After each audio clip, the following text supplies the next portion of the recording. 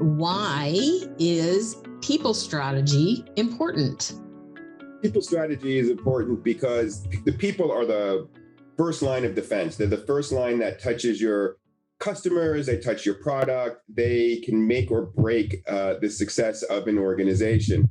And you could have the best business strategy, and if you forget to engage your staff or have a highly engaged staff, that business strategy goes out the way, right? Culture beats strategy every day of the week. Mm-hmm. And without a really strong culture with great people, your business will falter. So what is a people strategy? For those who don't know.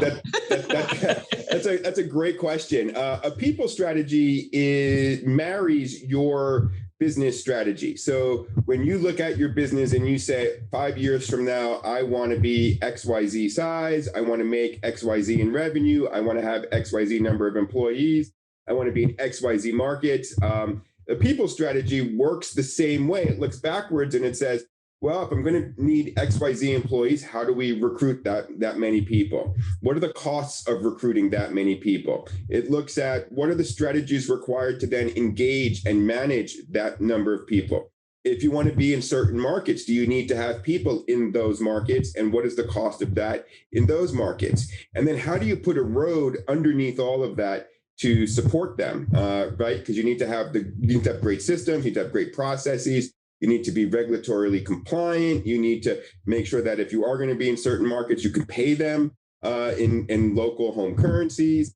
So how do you do all of that looking backwards while you've got your business strategy? And then how do you execute that? So the people strategy gives you that same roadmap just for your human capital. So it treats your human capital as any other business asset.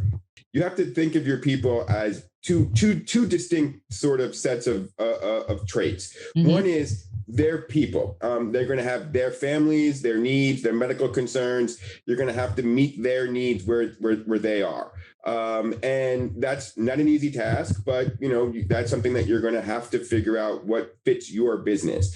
The next thing that you have to do is look at them as capital, as an asset, mm-hmm. and what can you do for them as an asset? So the same thing, the same way that you look at if I'm going to purchase a building or a piece of equipment, how are you going to expect an ROI? So when you're looking at how do I obtain new staff, or do I obtain new staff? Well, what is the return?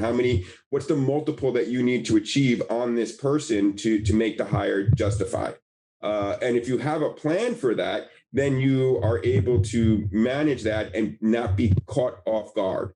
You're able to pivot into new opportunities. You could plan for your exit, as an example. You could start looking at and saying in 15 years, 10 years, I'm going to be out of this business. So if I'm going to try to make it as sellable as possible, and let's say you're in professional services where your intellectual property and your human capital are what you're selling, mm-hmm. then, how do you prepare that the best way possible to be sellable? And so the thing that you do is you treat them like humans, meet them where they are, manage their needs, provide the best workplace culture that you can provide. And I like to use the term fit for purpose, not best practice, right? Don't read the best practice books.